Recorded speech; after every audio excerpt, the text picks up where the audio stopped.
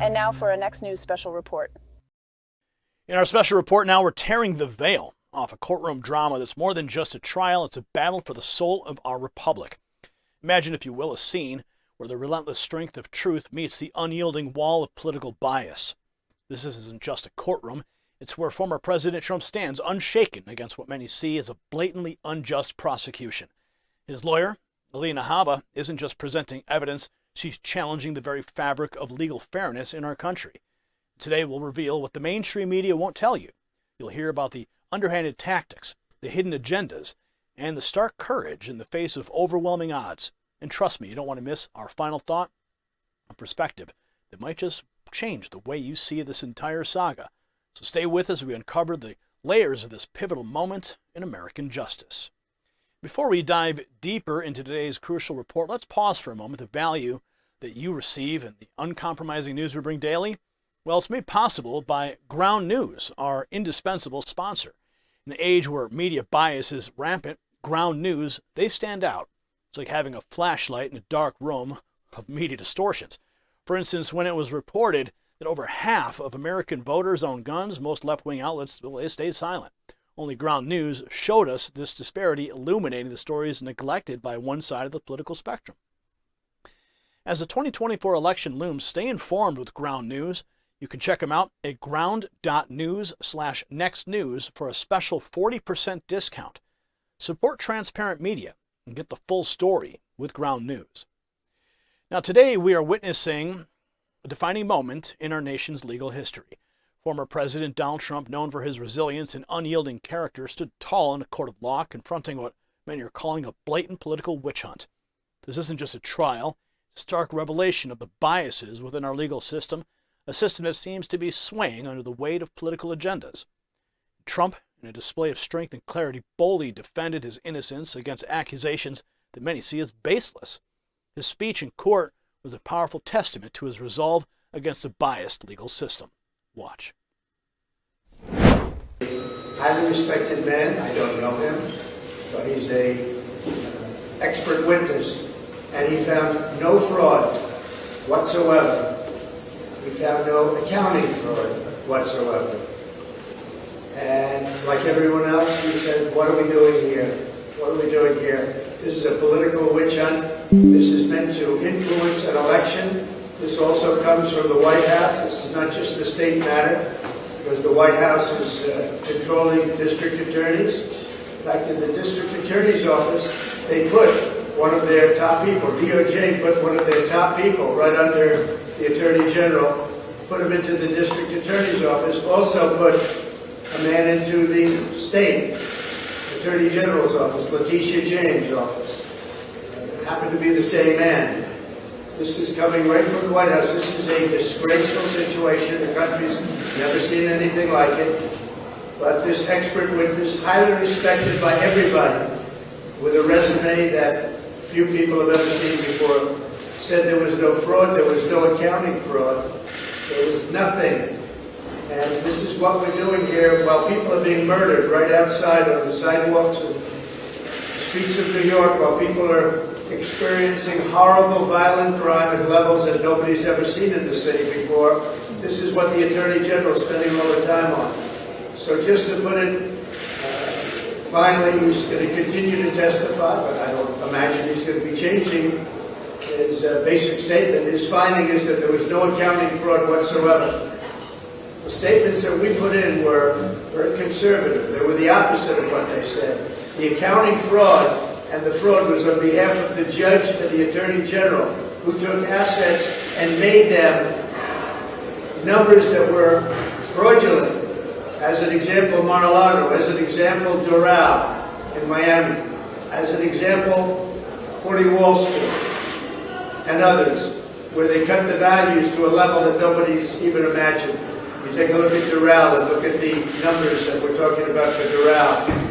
But the most obvious of all, because of the fact that people know it, is when you value a place like Mar-a-Lago at $18 million when it's worth anywhere from 50 to 100 times that amount. We had an expert witness in the other day. He's the biggest broker in the the country for luxury properties. I guess he's the ultimate expert, actually. What is that? And he valued Mar-a-Lago at over $1 billion. And the judge valued it at $18 million. The judge doesn't know the value of Mar-a-Lago. And the Attorney General is the one that convinced the judge to say that. It's a fraud. The whole case is a fraud. What they've done is they've weaponized justice, and this is coming from the White House, because I'm beating Biden by a lot, and this is coming right out of the White House. You know it, I know it, and they know it. So just to end this, the expert witness, one of the most highly respected people in the country for doing this kind of work, found absolutely no accounting fraud. This case should be ended. Also, the judge, as you know, was rebuked in that he was overturned by the appellate division of the New York State Supreme Court, which is a higher court, a much higher court than where we are right now. The judge refused to acknowledge it. This case would be over, because that was about 90% of the case, having to do with statute of limitations. This case should be over. This case should have never been brought. This was a political witch hunt by an attorney general who's out of control and tried to get elected governor and failed. But this is a political witch hunt, and our country should be ashamed of what's going on. But we will probably go forward, and I'm sure nothing will have any bearing on what this judge does. It's a very sad day for our country, because people are coming in, we could say this every day, and we are totally innocent. This is weaponization of justice. This is something that nobody's ever seen to this extent. It's called election interference. It's a sad day for our country that a thing like this can take place. I'm sitting in a courthouse instead of being in Iowa, where I should be, even though I'm leading by about 40 points. Thank you very much. Even though I'm leading by 40 points. Now, he wasn't just defending himself, but standing up for every American who believes in justice and fairness. In this republic, where the rule of law is sacred, Trump's stand isn't just personal, it's a stand for every citizen's right to a fair trial and treatment. Testimony of a highly respected expert witness, which clearly stated there was no accounting fraud, supports what Trump and his supporters have long asserted. He's being targeted unjustly. This revelation about the White House involvement in state legal affairs is alarming. It exposes the lengths to which the current administration will go to undermine him, placing Department of Justice officials in state offices, indicating manipulation and overreach. In Trump's reference to the neglect of serious issues like rising crime in New York while focusing on him further highlights the misplaced priorities of the state's leadership. It underscores the notion that their interests lie more in a political vendetta than the safety and well-being of the people. Trump's lead over Biden in the polls reflects the American people's recognition of these baseless attacks. His statement today is a call to all who believe in justice and fairness to recognize the weaponization of the legal system for political ends. In an equally bold statement, Trump's lawyer, Alina Habba, spoke with conviction following a hearing in Trump's New York City civil fraud trial. She highlighted key points the mainstream media has largely overlooked. Watch.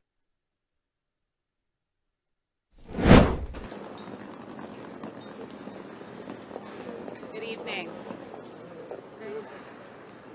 So let's talk about one thing that the press hasn't reported. We just listened to testimony from a man who has such distinct recognitions as an accounting expert that even Letitia James's team and the OAG's team used him themselves as an accounting expert.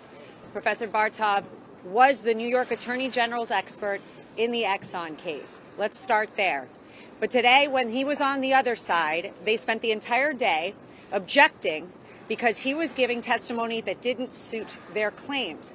His testimony included that there was absolutely, and I quote, no fraud, that the statement of financial condition for President Trump was understated, that there was no evidence of concealment, and that, in fact, President Trump's statements of financial condition had something that most other statements of financial condition don't have.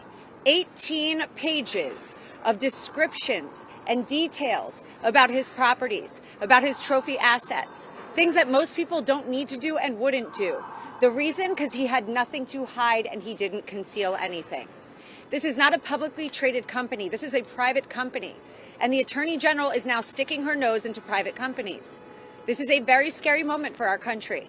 We have to have boundaries. We have to have laws. They were objecting every 5 minutes, and I really give credit today to the press that was in there. I did look at some of the feed, and it was accurate. There was absolutely no fraud. The statements were undervalued, and President Trump and the Trump Organization provided Deutsche Bank with everything they needed. Last week, we heard banks make clear that they thought they were a trophy client. They were the big whale that they wanted to get, and they valued their relationship. They said that holds true today. I don't know why we're here. I've said it before, and I say it again. Again, this case has absolutely no merit, and you don't have to believe me. A man that gives the Nobel Executive Committee recommendations on accounting and who should be recognized in accounting, that man that just sat in there for the entire day, made it very clear and had words with the AG and said, you should be ashamed of yourself. And I say it too. You should be ashamed of yourself. Thank you. I'm not going to speak about privileged information. At this time, the president is looking forward to taking the stand and once again making clear that he cooperated, he performed on his loans, they were paid ahead of schedule in some instances, always on time, and he was never in default. But somehow Ms. James needs to fulfill her political promise, so we're here, and he'll be addressing all of that on Monday. Don't forget, though, he's going on Monday with the judge's gag order still in place, so he can't speak about certain things. He has to be so careful. That is so unconstitutional, in my opinion. We have First Amendment rights, we have rights as attorneys, Sixth Amendment rights, and those are all being violated. And he still wants to take the stand, even though my advice is, at this point, you should never take the stand with a gag order. But he is so firmly against what is happening in this court and so firmly for the old America that we know, not this America, that he will take that stand on Monday. What can we expect on Monday? The same as we've heard. The same as we've heard from experts. He will clarify it. He will open himself up to whatever they want because he's not afraid. People that are afraid cower. President Trump doesn't cower. We'll be back on Monday with that, and tomorrow we'll hear more testimony from this incredibly intelligent man. I think he made it clear. It's more frustration that we have wasted time, that they are doing election interference. This is a tactic that we've seen time and time again. This is not the first or last of it, and we're going to have to deal with it in all the other trials. But I really hope this is a lesson to those other AGs and DAs out there trying to make a name for themselves off of President Trump's back. If you're going to do it with garbage claims, it's going to come out because there are experts willing to put their heads out, willing to put their necks out, and willing to say that this is garbage. And we heard that today, the entire day, and we will hear that well into tomorrow. I don't speak about politics. I'm a lawyer. But no, with all the cases that are stacked against him, Yeah. does he still feel confident about Monday, the outcome of this case and everything that is... The outcome of this case was determined before we walked into court. Let's be clear. We're not walking into this court every day expecting that this judge is going to let us off. We already see what's happened in this court. This judge made his determination on summary judgment before we even walked in, before an expert took the stand. So let's not get it twisted. I'm not here fighting for that. I'm here fighting for America with him so that we can stop this. You know, that's the truth of it. And it's a very sad state of affairs. Today and many days we've asked for a directed verdict because there is no case. This case is garbage. Thank you. Is he coming back tomorrow? Wow. Habba's remarks were a forceful rebuttal to the charges against Trump. She emphasized the testimony of Professor Bartub, a renowned accounting expert, who affirmed that there was no fraud in Trump's financial statements. Habba pointed out the detailed nature of Trump's financial statements, which included an extensive 18-page description of his assets. This level of transparency, uncommon in private companies, shows that Trump has nothing to hide. She criticized the Attorney General for overstepping her bounds by intruding into private company affairs, suggesting this is a worrying trend for American business. The incessant objections from the opposing side during the testimony, according to Habba, were attempts to suppress information favorable to Trump. The bank's testimony last week that we reported on, describing the Trump Organization as a trophy client, further undermines the case against Trump. The banks acknowledged the value they placed on their relationship with Trump, contradicting claims of fraudulent activity. Moreover, Habba expressed frustration at the necessity of the trial itself, declaring it meritless and a product of political motivations. She highlighted the expert witness rebuke of the Attorney General, accusing her of shamefully pursuing a political agenda. And Trump is eager to clarify the situation, despite a gag order that Habba considers unconstitutional. Her statement paints a picture of Trump as a fighter against the injustice he's facing, willing to stand up for the principles of America that he believes in. As we delve into the developments, it's clear that Trump's resolve remains unshaken.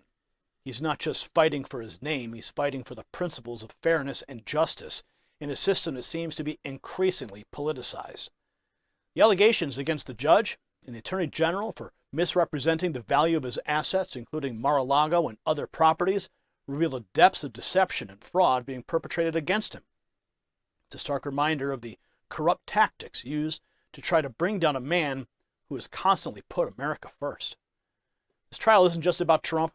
It's a reflection of the larger struggle within our nation, a struggle where political agendas threaten to overshadow truth and justice.